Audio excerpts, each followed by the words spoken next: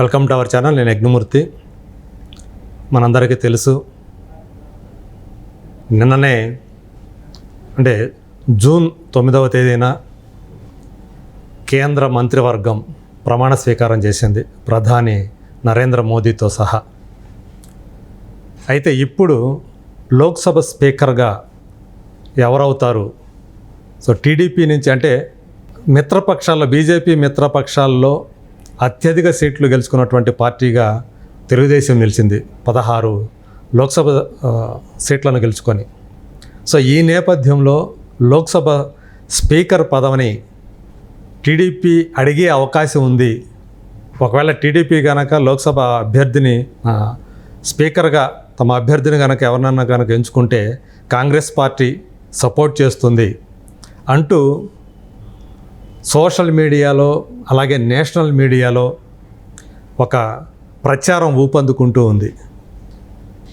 మిత్రపక్షాలకి బీజేపీకి మధ్య చిచ్చు పెట్టే వ్యవహారం ఒకటి నడుస్తూ ఉందని చెప్పేసి, మరోపక్క దీనిని కొంతమంది అంటే రాజకీయ లబ్ధి కోసమే కాంగ్రెస్ ఇలాంటి పనులన్నీ కూడా చేస్తూ ఉందని చెప్పేసి కూడా ప్రచారం చేస్తున్న సందర్భంలో అసలు లోక్సభ అసెంబ్లీ స్పీకర్గా ఎవరయ్యే అవకాశం ఉంది? నిజంగా తెలుగుదేశం పార్టీ వాళ్ళు దాన్ని కోరుకుంటున్నారా? నరేంద్ర మోదీ మనసులో ఎవరున్నారు? ఎవరయ్యే అవకాశం ఉంది స్పీకర్గా? ఈ అంశాలు మనతో మాట్లాడటానికి సీనియర్ జర్నలిస్ట్ అలాగే రాజకీయ విశ్లేషకులు దుర్గా కుమార్ గారు ఉన్నారు. నమస్తే సార్. నమస్కారం యజ్ఞమూర్తి గారు, మన వీక్షకులు కూడా నమస్కారం. ఎవరు లోక్సభ స్పీకర్ ఈసారి? అంటే బీజేపీ పార్టీకి మనకు తెలుసు 240 సీట్లు వచ్చినాయి. సో కాబట్టి మిత్రపక్షాలన్నిటితో కలుపుకొని ప్రభుత్వాన్ని ఏర్పాటు చేసింది. 11 అంటే మంత్రి పదవుల్లో 11 పదవుల్ని మిత్రపక్షాలకి అప్పచెప్పింది. సో ఈ నేపథ్యంలో మరి స్పీకర్ ఎవరవుతారు? వేరే మిత్రపక్షాల్లో ఎవరికైనా ఆ స్థానాన్ని కేటాయిస్తారా? అందులో తనకి ఎక్కువ మంది 16 మంది లోక్సభ సీట్లను అందించినటువంటి మిత్రపక్షంగా తెలుగుదేశం పార్టీకి దానికి అవకాశాలు ఉన్నాయి, ఇచ్చే అవకాశం ఉందా?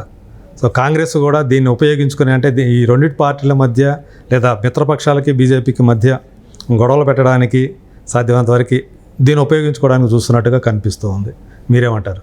ఎప్పుడైనా ప్రతిపక్షం అధికార పక్షానికి రెడ్ కార్పెట్ పరిచి స్వాగతం పలకదండి. ప్రతిపక్షం అంటేనే ఏ అవకాశం వచ్చినా మళ్ళీ ఆ స్థానాన్ని ఆక్రమించడానికి ప్రయత్నిస్తాను, ఏదో రకంగా దాన్ని వివాదాస్పదం చేయటమో ఏదో ఒకటి. అంతేగాని స్మూత్గా శైలి చేయనిస్తే ప్రతిపక్షం ఎందుకండి? అందులో కాంగ్రెస్ చాలా సీనియర్ పార్టీ, అది ఉన్న అన్ని పార్టీల కన్నా అన్ని సిచ్యువేషన్స్ని చూసింది, అనుభవించింది, అనుభవం ఉంది. కాబట్టి ప్రతి అవకాశాన్ని వాళ్ళ రాజకీయ స్వప్రయోజనానికి మలుచుకునే ప్రయత్నం చేస్తారు. ఒకవేళ కనుక ఏది జరగని పరిస్థితుల్లో మ్యాగ్నానిమస్గా గాలికి పోయే పేలపిండి కృష్ణార్పణం అంటారు చూసారా, వాళ్ళు ఏమీ చేయలేని పరిస్థితుల్లో మ్యాగ్నానిమస్గా మేము కూడా మీకు సపోర్ట్ చేస్తాం అంటారు. ఎందుకంటే వాళ్ళు విడిగా చేసి ఆపగలిగే పరిస్థితి ఏం లేదు. వాళ్ళు చెయ్యి అడ్డు పెట్టి సూర్యకాంతిని ఆపలేరు అంటారు చూసారా, వాళ్ళు సూర్యకాంతిని ఆపలేనన్నప్పుడు సూర్యకాంతిని మేము ఆహ్వానిస్తున్నాం, మేము చేయి పెట్టమంటారు. అప్పుడు నువ్వు పెట్టినా పెట్టకపోయినా ఆ సూర్యకాంతి ఆగదు.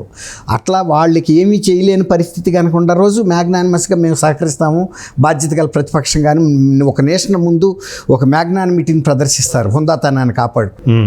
ఒకవేళ ఏమాత్రం అవకాశం ఉంటే కాల్ బ్రేక్ వేయగలిగితే వేస్తారు. ఇప్పుడు ఇది కూడా అట్లాంటి సిచ్యువేషన్. ఇప్పుడు టీడీపీ నేను అనుకోవటం, ఇప్పుడు బీజేపీ వాళ్ళకి ఏంటంటే టెక్నికల్గా స్పీకర్గా తమ పార్టీకి చెందిన వ్యక్తి ఉంటే రేపు ఉత్తరోత్తర కొన్ని మంచి ఇది ఉంటుంది, కొన్ని ఇబ్బందులు తొలగించుకోవడానికి అవకాశం ఉంటుంది. అదే కనుక ఇప్పుడు మిత్రపక్షంగా టీడీపీ ఇవాళ ఉన్న రాజకీయాల్లో ఎప్పుడు ఎవరు ఎట్లా మారతారో తెలియదు కదండి. రాజకీయాలు అనేవి ఎప్పుడు కూడా స్టాటిక్గా ఉంటాయి, అంతే తప్ప ఒక సాలిడ్ స్టేట్లో ఉండవు. మార్పులు జరుగుతూ ఉంటాయి రాజకీయాల్లో, అనేక రకాల చాలా ఈక్వేషన్స్ ఉంటాయి, మారిపోతాయి, ఎవరి ప్రయోజనాలు వాళ్ళకు ఉంటాయి, మారుతాయి. అది ఎప్పుడు ఎట్లా మారేది ఎవరు చెప్పలేరు. కాబట్టి వీలున్నంతవరకు వాళ్ళు పార్టీకి సంబంధించిన గతంలో బీజేపీ పార్టీ ఉన్నప్పుడు ఈయనున్నాడు బాలయోగి గారు.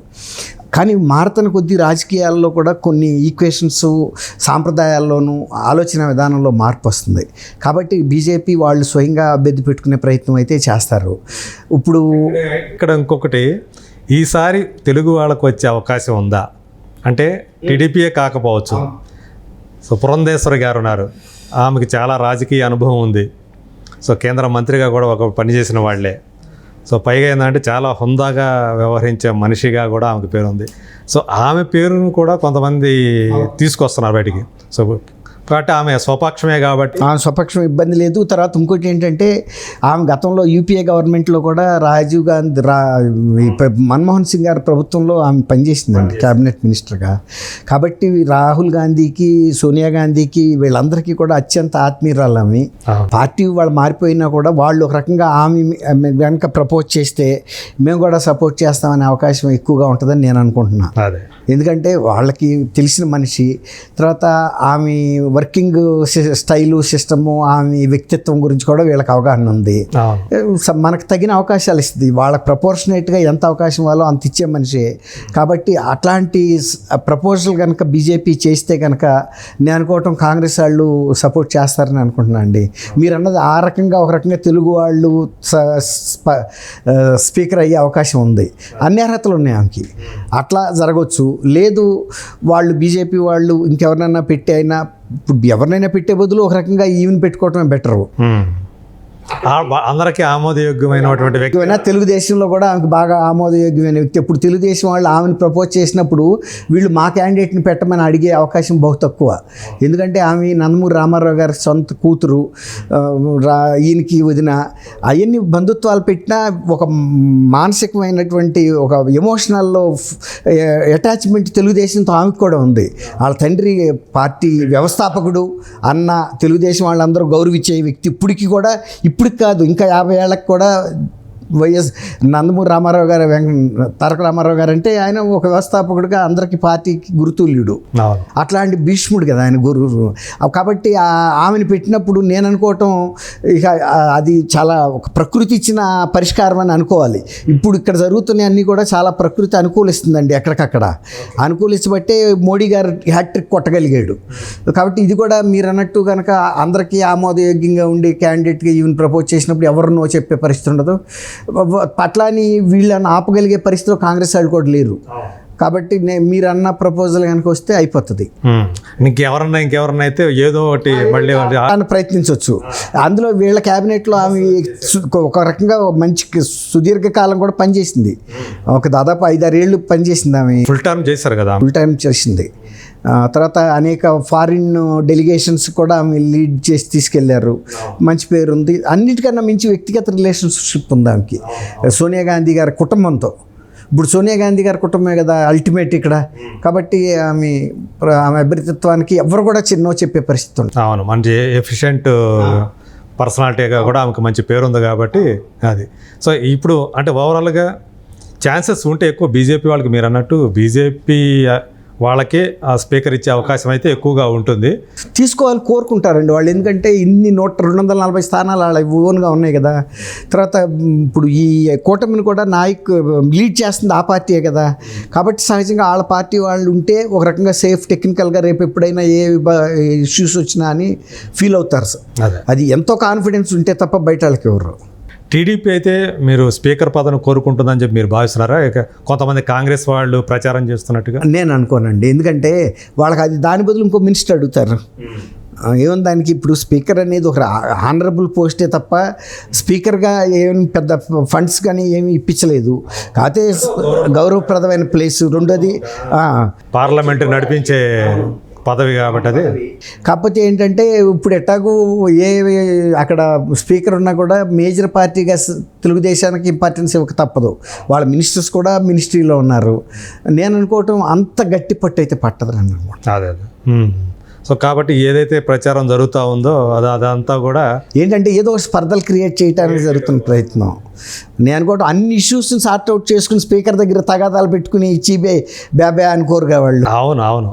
ఇప్పుడు వాళ్ళ మధ్య ఉన్నటువంటి ఒక సయోధ్యగానే తర్వాత ఇంకొక మినిస్ట్రీ అడిగినా ఇవ్వటానికి వాళ్ళకే అభ్యంతరం ఉండదు, తీసుకోవడానికి వీళ్ళకి కూడా లబ్ధి ఎక్కువ జరుగుతుంది. అవును.